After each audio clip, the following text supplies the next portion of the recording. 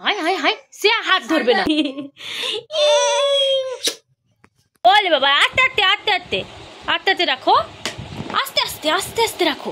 Hello everyone, good morning. সবাই কেমন আছো? আশা করছি যে যেখানে আছো ভালো আছো, সুস্থ আছো। এই যে ভিডিওটা তোমরা দেখতে পাচ্ছ, এটা হচ্ছে বুধবার সন্ধ্যাবেলা। তো বুধবার সন্ধ্যাবেলা আমার হঠাৎ করেই মনে পড়ে গেছে, আমি মঙ্গলবার যেহেতু মাথায় তেল দিয়েছিলাম, শ্যাম্পু করা মাথায়, তো ভেবেছিলাম যে অনেক কয়েকটা দিন রাখবো, কিন্তু সেটা আর হলো না। আমার হঠাৎ করেই মনে পড়ে গেছে যে বৃহস্পতিবার তো পূর্ণিমা, মা লক্ষ্মীর কাছে ধান দিতে হবে। তো ওই দিনকে তো শ্যাম্পু করতে পারবো না, যেহেতু বৃহস্পতিবার। আর প্রথম কথা, ইমার্জেন্সিতে যদিও বৃহস্পতিবার শ্যাম্পু করে নেওয়া যায়, কিন্তু আমার মামামের জন্মবার, তো হবে না। ওই জন্য বুধবার সন্ধ্যাবেলা 2 বালতি কাপড় কেচেছি, ঘর পরিষ্কার করেছি, ঘর মুছেছি, বাথরুম ক্লিন করেছি, প্লাস শ্যাম্পু করেছি। তারপরে পরের দিন সকালবেলা দেখো, এখানে আমি রেডি করে নিয়েছি। আগের দিনকে বর নিয়ে এসেছিলো সিমাই, কাজু, কিশমিশ, এলাচ, দুধ সব কিছু নিয়ে এসেছিলো। আমি বলেছিলাম যে পূর্ণিমার দিন একটু ভগবানদেরকে সিমাই পায়েস নিবেদন করব। তো সকালবেলা আমি স্নান সেরে ভালো করে বাসনগুলো তেঁতুল আর ছাই দিয়ে মেজে পরিষ্কার পরিচ্ছন্ন করে ঠাকুরের কাছে রেখে দিয়ে সকালবেলা নলকূপ থেকে জল নিয়ে এসে এখানে দেখো দুধ জাল করতে বসিয়ে দিয়েছি। দুধে দিয়েছি লাল বাতাসা আর চিনি আর এলাচ, দারচিনি, তেজপাতা, যেমন করানো হয় মানে যেমন করা হয় তেমন ফোটাচ্ছে দুধটা। তারপরে আমি দিয়ে দিব সিমাই। তো সেখানে সিমাইটা হতে হতে আমি এখানে ঠাকুরের কাছে চলে এসেছি। এখানে একটা ঘটিতে দেখতে পাচ্ছ শুদ্ধ জলে লাল চন্দন, কিছু কুচনো ফুল আর একটু অগরু দিয়ে দিয়েছি। আমি মা লক্ষ্মীকে প্রথম স্নান করিয়ে নেব। প্রথমেই মা লক্ষ্মীর পায়ে মানে চরণে একটু জল দিয়ে তারপরে মা লক্ষ্মীকে স্নান সেরে মা লক্ষ্মীকে রেডি করে দিয়ে তারপরে আমি গোপাল সোনাদের চান করাবো। তো আমার ছোট 3জন গোপলা, গপু আর দিদির ছোট গপুকে 3জনকে চান করে দিলাম। তারপরে ওদেরকে 3জনকে 3টা ভালো ড্রেস পরিয়ে দিব। আর বড় বড় গোপালদেরকে আর চান করাইনি, ঠিক আছে? তো এখানে দেখতে পাচ্ছ এর আগেই আমি পায়েসটা ঢেলে নিয়ে এসেছি। পায়েস আমার কমপ্লিট করা। তো এখানে দেখতে পাচ্ছ মা লক্ষ্মীর ঘটটা স্থাপন করছি। তো এখানে জল ভর্তি ঘটে আমি দিয়ে দিলাম আতপ চাল, একটা সুপুরি আর একটা গোটা হলুদ, ঠিক আছে? তো আর মিষ্টি এনেছিলাম, ফল এনেছিলাম।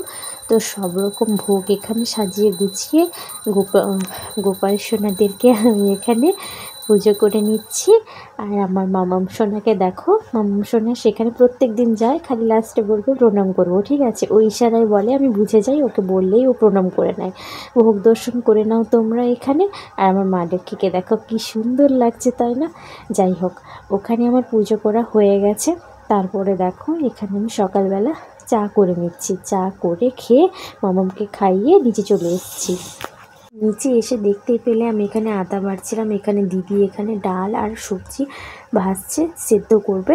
তো আমাদের আজকে হবে একটা লটপটি আর একটা ডাল হবে আর বাঁধাকপি আর আলু দিয়ে ভাজা হবে। তো এখানে তারপরে দেখো দিদি এখানে রান্না করছে আর আমি এখানে আটা মাখছি। যেহেতু আজকে দুপুরবেলা আমরা মানে এখানে আলু ছাড়াচ্ছি, তারপরে আটা মাখবো, ঠিক আছে? ভুল করে বলে ফেলেছি। তো আটা মাখছি এখানে আমি, আমার যা, আমার শাশুড়ি রুটি খাবো দুপুরবেলা, আর শ্বশুরও খাবে, ঠিক আছে? তারপরে আমার আটা মাখানো কমপ্লিট। এখন দেখতে পেলে একটা পনির, তো পনির এনেছে শ্বশুর, আর পনির আর বড় ছোলা আলু দিয়ে তরকারি হবে রাতের বেলার মেনুর জন্য, কাটাকুটি করে রেখে দিচ্ছি। আর আমার মামাম বুড়িকে দেখো এখানে এসছে দেখা করতে, আর ওর দাদার সাথে দাদার হাত ধরবে না, চলে যাচ্ছে, ঠিক আছে? যাই হোক, তারপরে দেখো এখানে আমি রুটিগুলো বেলে দিচ্ছি। দিলে রুটিটা করবে দিদি দুপুরের জন্য। দুপুরে তরকারি আমরা খেতে পারবো, কিন্তু ভাত খেতে নেই। ধান দিলে ঠাকুরের মানে মা লক্ষ্মীর কাছে ধান দিলে না ভাত টাত খেতে নেই, ভাত মুড়ি খেতে নেই। আমার দুপুরের মেনু দেখো, এই যে রুটি নিয়ে তরকারি নিয়ে বসে গেছি। তারপরে দেখো রাতের বেলা আমাদের হবে পরোটা, আর বলেছিলাম না দুপুরবেলা পনির আলুর তরকারি হবে, তো ওটা তো দুপুরবেলা হয়েই গেছে, মানে বিকেলের দিকে করেছে, দুপুরবেলার দিকে করেনি, বিকেলে করেছে। আর এখানে দেখো কিছু ফল আজকে বাড়ির সামনে এসেছিলো, বরমশাই এনেছে, আর মামাম বুড়ি এখন দেখো ঝুড়িতে রাখবে। চল, এই যে একটা পেয়ারা এনেছে, বাড়ির সামনে বিক্রি করতে এসেছিল। আমি বললাম শুধু কমলা লেবু আনো, কিন্তু ওর পাপা একটা পেয়ারা খাবে বলে একটা পেয়ারা এনেছে। যাই হোক, একটা বেদানাও এনেছে। বেদানা, বাবা বেদানা 200 টাকা কেজি। নাও রাখো রাখো রাখো, সবগুলো মুখে দিচ্ছে। রাখো মা, দুটো গপু দাদার জন্য রাখা হোক। রেখে দাও, এই ঝুড়িতে রেখে দাও, এই ঝুড়িতে রেখে দাও, সব রেখে দাও। হ্যাঁ রেখে দাও মা, আমার মা কাজ করছে, রেখে দাও। ওলে বাবা, আস্তে আস্তে আস্তে আস্তে আস্তে আস্তে রাখো, আস্তে আস্তে আস্তে আস্তে রাখো।